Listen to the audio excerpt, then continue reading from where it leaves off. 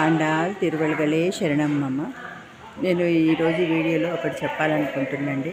ప్రతిరోజు ఈ వీడియోలు ఇవన్నీ చేస్తున్నా కదా, ఈ గుడి విశేషాలు, ఇక్కడ ధనుర్మాసంలో ఏ ప్రోగ్రాంలు ఏ విధంగా చేస్తారో అనేది నేను వివరంగా చెప్దామనుకుంటున్నా.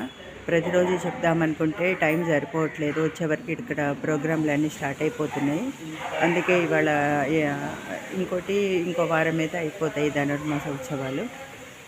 అందుకే ఒక 2 వీడియోలల్లో ఈ గుడి గురించి, ఇక్కడ ధనుర్మాసంలో జరిగే విశేషాల గురించి మీకు చెప్తాను.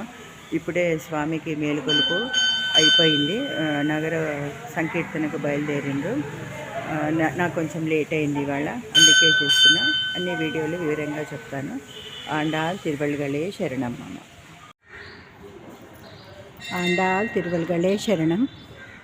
నేను పొద్దున్నే చెప్పినట్టు మబ్బుల్లో వచ్చా కదండి, లేట్ అయిపోయిందని నగర సంకీర్తనకి వెళ్ళిపోయిందని చెప్పా కదా.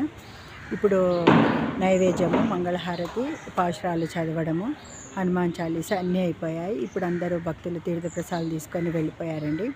ముఖ్యంగా నేను ఏం చెప్పాలనుకుంటానంటే, ఈ గుళ్ళో జరిగే విశేషాలు. ప్రొద్దున్నే 5 గంటలకు స్వామివారి మేలుకొలుపు.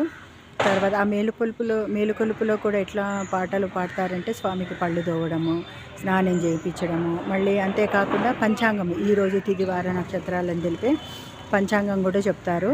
తర్వాత ఇది 5 గంటలకు స్టార్ట్ అవుతుంది. ఇది అయిపోగానే పల్లెకి సేవ గుళ్ళోనే స్వామివారి చుట్టూ, శ్రీకృష్ణ స్వాముల వారు, రాముల వారి చుట్టూ ప్రదక్షిణం చేస్తారు. చేసినాక నగర సంకీర్తనకు బయలుదేరి వెళ్తారు. వెళ్ళాక ఎవరైనా ఇంట్లో బుక్ చేసుకుంటే వాళ్ళ దగ్గరికి వెళ్ళి సంకీర్తనలు చేయడం, పాటలు పాడడం, అక్కడ వాళ్ళు ఇచ్చే తాంబూలాలు స్వీకరించడం, వాళ్ళు భాగవతులకు సేవ అనేసి అంటారు అనమాట. ఇదంతా అది అయిపోతుంది. అయిపోయాక మళ్ళీ గుడికి వచ్చేసి పాటలు పాడుకుంటూ ఇక్కడ గుడికి వస్తాము. వచ్చాక మళ్ళీ ఇక్కడ పాశురం జరగడము, మళ్ళీ స్వామివారికి ప్రసాదం నైవేద్యం పెట్టడం, ఇదంతా అయిపోతుంది. ఇది దాదాపు మొత్తం ప్రొద్దున 5 గంటల నుంచి 7:30 వరకు అయిపోతుందండి. ఎందుకంటే స్కూల్కి వెళ్ళేవాళ్ళు, జాబ్స్ వెళ్ళేవాళ్ళు, పిల్లలకు అందరికీ కూడా వీలు అన్నట్టు, మరి పొద్దున అమ్మవారికి చేయాలని సేవ అన్నట్టు ఈ టైం వరకు అయితే అయిపోతుంది. ముఖ్యంగా చెప్పేది ఏంటంటే, ఒక 3 రోజుల నుంచి గుళ్ళో విశేషంగా స్వామివారికి హారతులు జరుగుతున్నాయి. ఇవి ఇప్పటి నుంచి మన గోదా కళ్యాణం అయ్యేంత వరకు కూడా ఇస్తూ ఉంటారంట హారతులు. ముఖ్యంగా ఇవాళ ఏంటంటే లక్ష తులసి అర్చన ఉందంట. ఇప్పుడు ఇంటికి అందరు వెళ్ళిపోయారు. 8 గంటల నుంచి స్టార్ట్ అవుతుందంట సహస్రనామాలతోటి. ఇవాళ ఈ విశేషము. మళ్ళీ రేపు కూడారే ఈ విశేషాలన్నీ జరుగుతాయి. ఈ గుడి ఎక్కడ ఉందంటే, హైదరాబాద్ వనస్థలిపురంలో ఉన్న, సాహెబ్ నగర్లో ఉన్న దుర్గాస్థలి అంటారు ఈ గుడి ప్రాంగణాన్ని. సాహెబ్ నగర్లో ఉన్న శ్రీ ఉమారామలింగేశ్వర స్వామి దేవాలయం అండి. ఇందులో శివాలయము, రామాలయం, కృష్ణాలయం అన్నీ ఉంటారు. ఇక్కడ సంవత్సరం పొడుగునా ఏదో ఒక ఉత్సవాలు జరుగుతూనే ఉంటాయి. ఈ గుడికి సంబంధించిన ఉత్సవాలు మరికొన్ని మనము, ఈ గుడి చైర్మన్ శివలక్ష్మి గారు ఉన్నారు, శివలక్ష్మి గారితో అడిగి మనం ఈ విశేషాలు తెలుసుకుందామండి. ఆండాల్ తిరువెలగలే శరణం మమ.